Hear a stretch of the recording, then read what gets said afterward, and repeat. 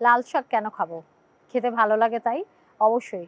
আগে ছোটবেলায়, এখন একটু কম হয়। ছোটবেলায় যখন ভাত মাখাতাম, হাতটা লাল হয়ে যেত, ভাতটা লাল হয়ে যেত এবং খেতে, খেতে মুখের ভেতরটাও লাল হয়ে যেত। লাল শাক আসলেই লাল।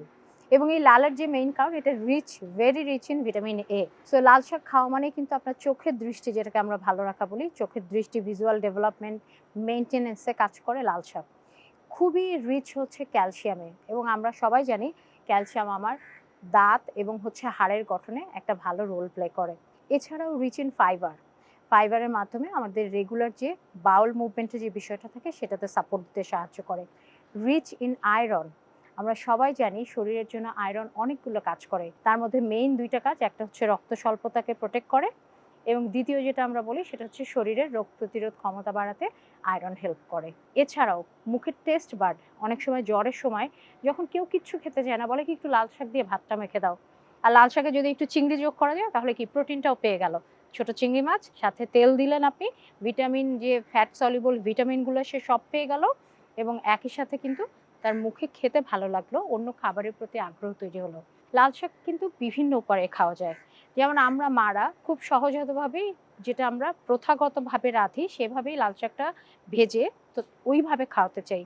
অনেক বাচ্চাই কিন্তু তখন লাল শাক খেতে চায় না। কিন্তু আমি অনেক বাচ্চাকে দেখেছি, শিশুকে দেখেছি লাল শাকের স্যুপ অনেক পছন্দ করে। লাল শাকটাকে যে কাতটা তৈরি করে সিদ্ধ করে, এটার সাথে যদি আমি একটু চিকেন মিশিয়ে দিই, একটু খালি মাখন যে বা বাটার হচ্ছে ওপরে ছড়িয়ে দিই, এটা কিন্তু একটা ভেরি রিচ হচ্ছে স্যুপ হয়ে যায়, যেটা শিশুর ক্যালোরি, প্রোটিন এবং হচ্ছে বিভিন্ন ভিটামিনস, মিনারেলস, একই সাথে ওয়াটারের পোর্শনটাও পেয়ে গেল। সুতরাং শুধুমাত্র ট্র্যাডিশনাল উপায়ে লাল শাক খাওয়াতে হবে এমন কোনো কথা নাই। যে বাচ্চা ক্রিস্পি খাবার পছন্দ করে তাকে লাল শাকের বড়া তৈরি করে দেন, তাই না? লাল শাকের পাতাগুলোকে কুচি করে কেটে এটাকে ময়দা দিয়ে মাখিয়ে তেলে ভেজে ডিম দিয়ে আপনি কিন্তু বাচ্চাটাকে দিয়ে দিতে পারেন। সে প্রোটিন পেল, সে সকল ধরনের ভিটামিনস, মিনারেলস পেল এবং একই সাথে কিন্তু ফ্যাটও পেয়ে গেল, যেটা তার শরীরের জন্য কিন্তু খুবই প্রয়োজনীয়। একটা লাল শাক যদি আমি একটা শুধুমাত্র সিঙ্গেল ফুড ধরি তাহলে হবে না। এটাকে আমরা বিভিন্ন উপায়ে পরিবেশন করতে পারি এবং এর যে পুষ্টিগুণ সেটা আমার প্রতিদিনের খাদ্য তালিকায় অথবা আমার ফ্যামিলির জন্য আমরা ইনক্লুড করতে পারি।